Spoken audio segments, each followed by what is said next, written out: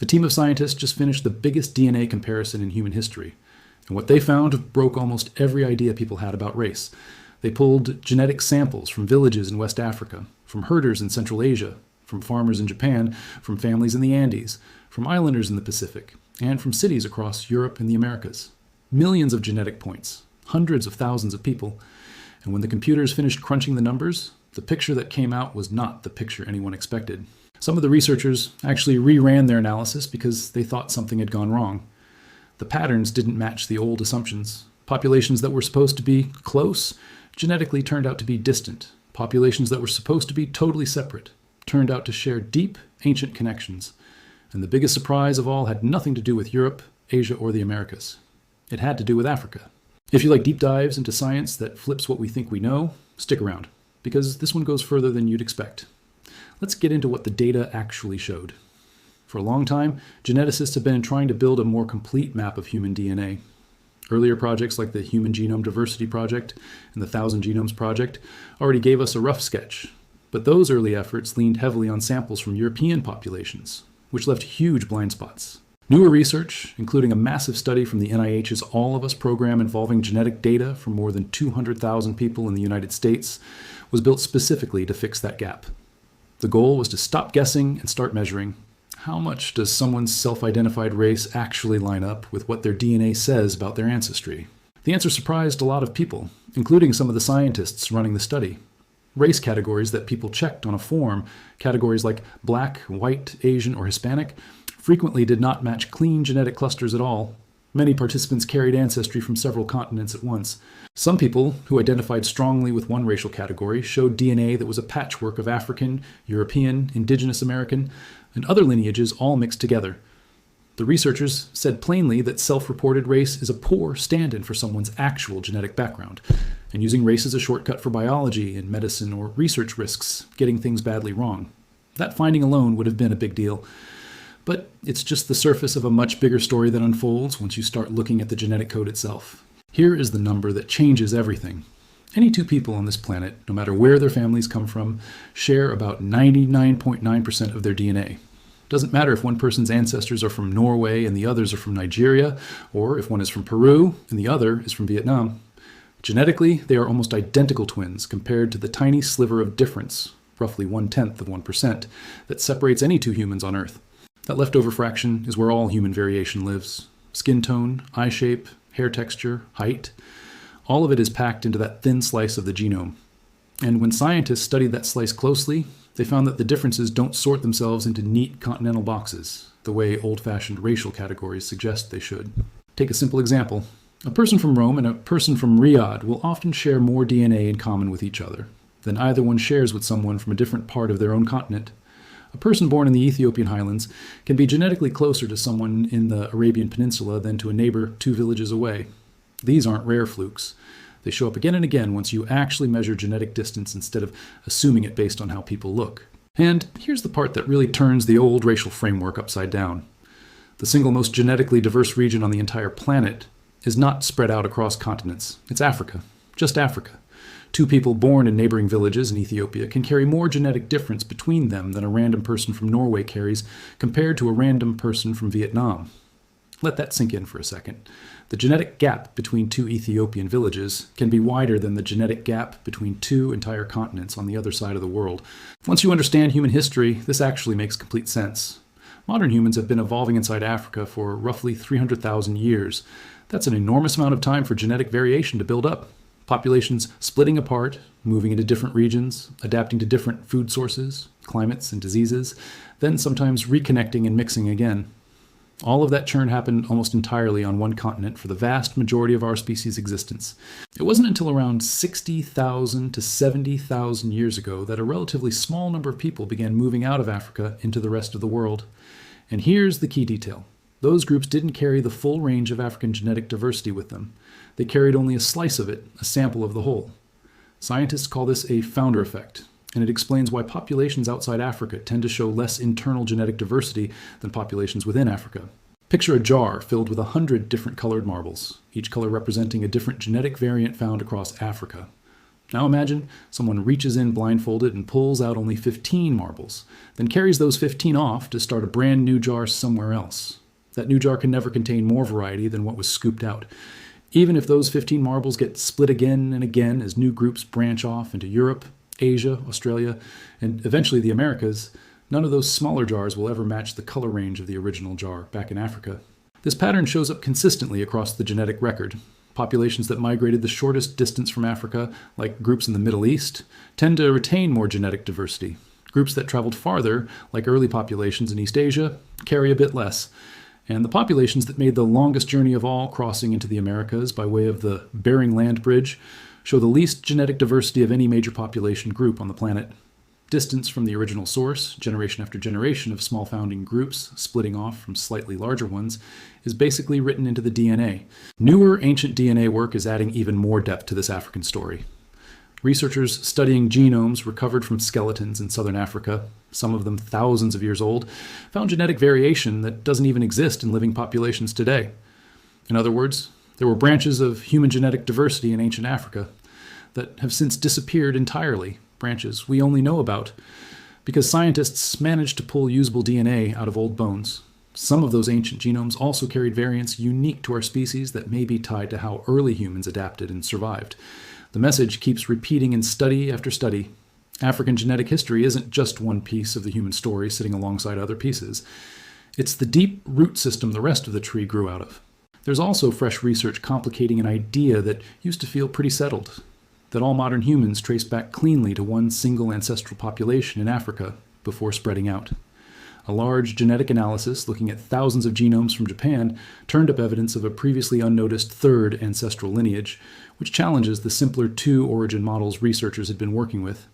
It's a reminder that even now, with all our sequencing technology, we're still filling in gaps in the story of where different human groups came from and how they connected to each other.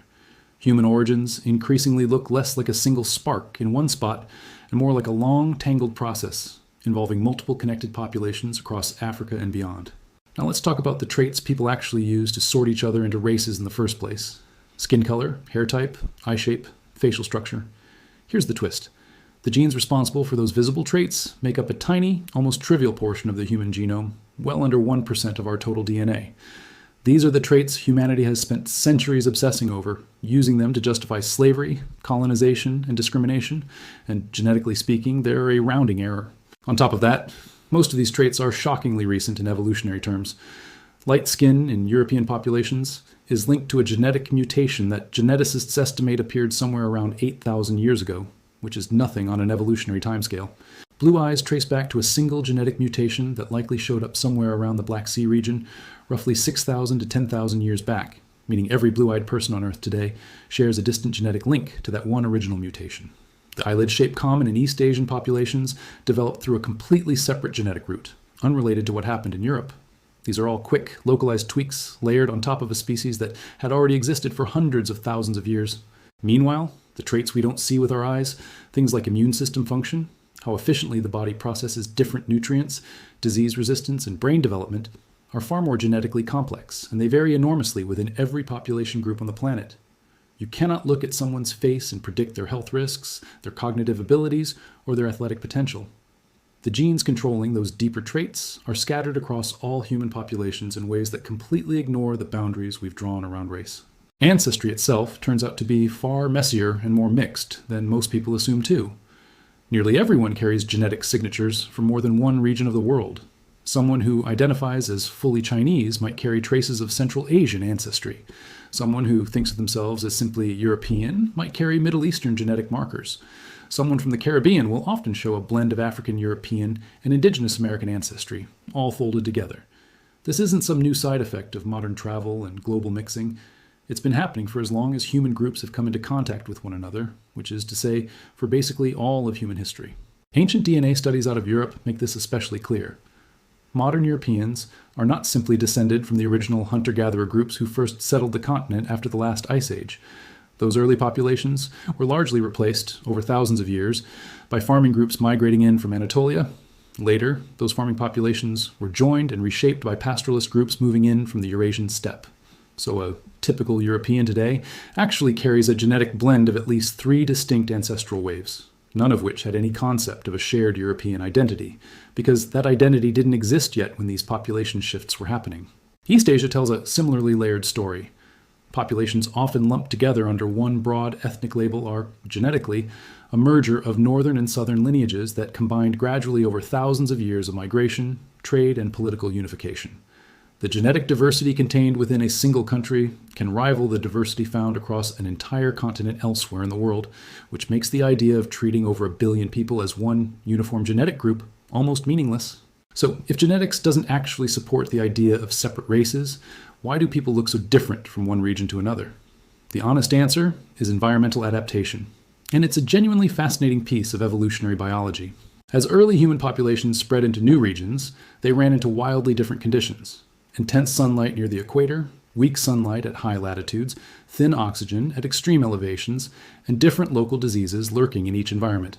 Natural selection nudged populations toward traits that improved survival in whatever specific environment they landed in. Darker skin offered protection from intense ultraviolet exposure near the equator. Lighter skin allowed better vitamin D production in regions with weaker sunlight, particularly further from the equator. The distinct eye shape common in East Asian populations may have offered some protection against cold winds and glare-off snow and ice. What's remarkable is that many of these traits evolved independently more than once in populations that had no genetic connection to each other and lived on completely different continents. Scientists call this convergent evolution. Populations in southern India and Aboriginal communities in Australia both evolved dark skin, despite having no close genetic relationship and living thousands of miles apart. They arrived at a similar physical outcome through entirely separate genetic pathways, simply because both groups faced intense sun exposure in their environments. It's the same underlying principle that explains why dolphins and sharks both evolved sleek, streamlined bodies, even though one is a mammal and the other is a fish. Similar pressures can produce similar solutions, even when the biology getting there is completely different. Some traits don't line up with continental patterns at all, and those cases are some of the most interesting. Take the ability to digest lactose comfortably into adulthood. That trait shows up in populations with a long history of dairy farming, including groups in Northern Europe, certain pastoralist communities in East Africa, and some populations in Central Asia.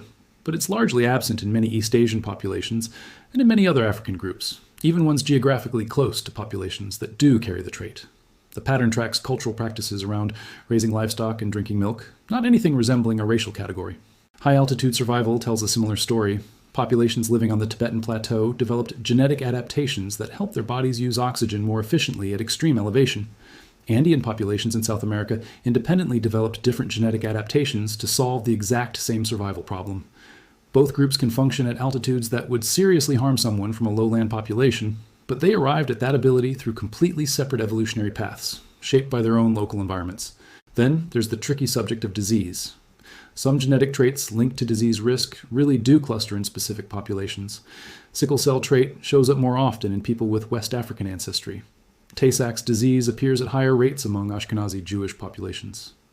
Cystic fibrosis is more common in populations of European descent. On the surface, this might look like evidence that race has real genetic weight after all.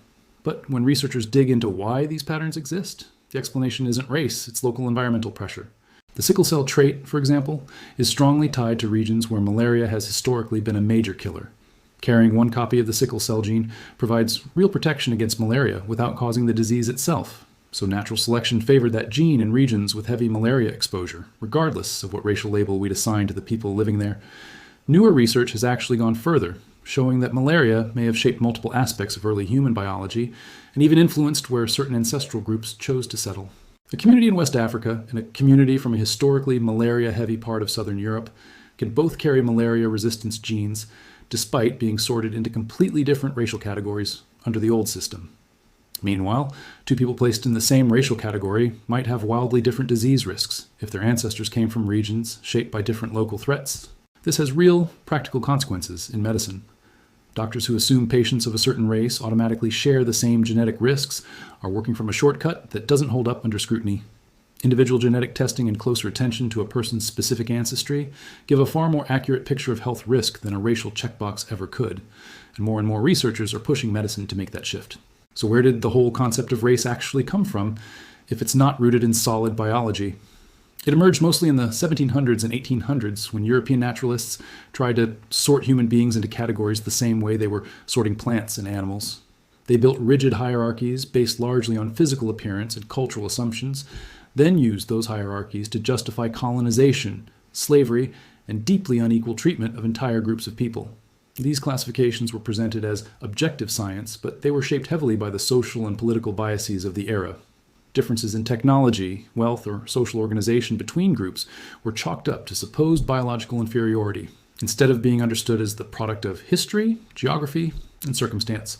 Modern genetics has quietly dismantled that entire framework. The physical traits that were once used to rank human groups show no meaningful connection to intelligence, morality, or any measure of human worth. The genetic differences that do exist between populations are, for the most part, either neutral or tied to local environmental adaptation, not some kind of biological ladder with certain groups at the top. Maybe the most striking finding to come out of comparing DNA across the globe isn't something researchers found. It's something they consistently failed to find. They found no genetic basis for rigid national or racial boundaries. They found no evidence that any population is more evolved than another. What the data shows instead is a single species with an incredibly recent shared history. Trace human ancestry back far enough, and the numbers get almost hard to believe. Geneticists estimate that if you go back roughly 3,000 years, you'll find a common ancestor shared by essentially every person alive on Earth today. Go back a bit further, to somewhere around 5,000 to 7,000 years ago, and every single person alive today who has any living descendants becomes an ancestor of literally everyone currently alive. Farmers working land near the Yellow River, hunter-gatherer communities in southern Africa, herders on the Eurasian steppe. If their lineage survived to today, every one of us is one of their descendants. All of us, everywhere on Earth, converge on the same distant family tree. That completely upends the idea of a pure ancestral line. Nobody descends cleanly from just one ancient population.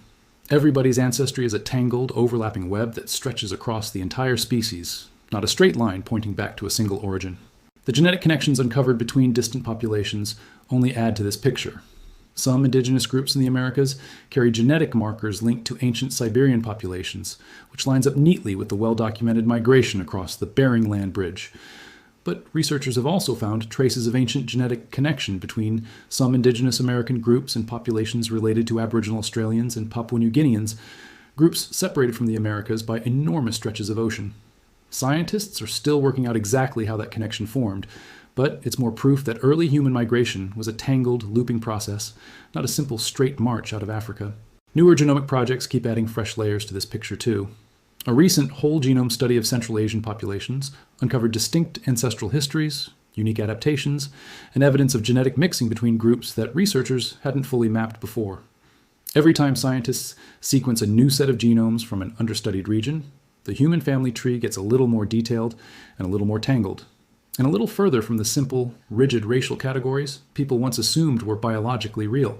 Put all of this together, and the picture that emerges is pretty clear. Human genetic variation flows in a continuous gradient, not in sharp, separate boxes. Populations blend gradually into their neighbors rather than snapping into distinct categories. The genetic differences found within any so-called racial group are consistently larger than the average differences between groups. Modern genetics backs up something anthropologists have been arguing for decades. Race, as a rigid biological category, doesn't hold up under close scientific examination. It was a social and historical construct, not a discovery written into our DNA. None of this means racism hasn't had very real, very serious consequences. The social categories built around race have shaped who got access to land, education, wealth, healthcare, and basic safety for centuries, and those effects are still very much present today. Understanding that race isn't a genetic reality doesn't erase any of that lived history or its ongoing impact. What it does mean is that there's no scientific cover story for those inequalities. There's no DNA-based justification for why resources, opportunities, or power have been distributed so unevenly. Those outcomes come from human systems and human choices across history, not from any biological difference written into our genes. The scientists behind this research spent years gathering genetic material from every inhabited region of the planet, hoping to finally settle a question people have argued about for centuries. What they got back was proof that underneath all our surface-level differences, human beings are remarkably alike, and that the variation we do have tells a story of adaptation and shared history rather than division. It's a family tree with countless branches, all of them connecting back to the same deep roots. One more detail from the newer research deserves attention because it points to where this field is heading next. For decades, most large-scale genetic studies leaned almost entirely on samples from people of European descent, simply because that's where the early research infrastructure happened to be built. That imbalance created real gaps. A genetic risk score built mostly from European data doesn't predict health outcomes nearly as well when applied to someone with South Asian or African ancestry, because the underlying genetic patterns it was trained on don't fully represent global variation. Recent projects have been working to correct that gap by building new catalogs of gene expression data pulled from populations around the world, not just from a handful of well-studied regions. The early results are already showing that broader, more representative datasets produce sharper, more reliable science, which matters enormously for the future of personalized medicine. The All of Us research effort added another layer to this. When scientists compared the genetic ancestry patterns found in that dataset against older global reference panels, the diversity captured turned out to be even broader than what earlier international genome projects had recorded. That's a meaningful shift. It means the clearest, most detailed picture of human genetic variation we've ever had is only a few years old, and it keeps getting sharper as more populations, especially ones that were historically left out of genetic research, finally get included. All of this adds up to a bigger point that's easy to miss in the day-to-day noise around identity and ancestry. Genetic science isn't trying to tell anyone how to feel about their culture, their family history, or their sense of belonging to a community. Cultural identity is real, meaningful, and worth holding on to regardless of what a genome sequence shows. What the data challenges is something different. The old idea that culture and identity map cleanly onto fixed biological categories, and that those categories explain why some groups of people supposedly deserve more or less than others. They don't, and they never did. The biology simply doesn't support it, no matter how confidently that claim was made a couple of centuries ago. Every new study seems to add more texture to the same underlying message. Populations once assumed to be simple and uniform turn out to be layered mixtures, built from thousands of years of migration, contact, and adaptation. Regions once treated as genetic footnotes, especially across Africa, turn out to hold more variation than entire continents elsewhere. And traits people have used for centuries to draw hard lines between groups keep turning out to be recent, shallow, and shaped by local environment rather than any deep biological divide. The evidence is out there now, more detailed and more accessible than it's ever been. What we choose to do with it is still up to us.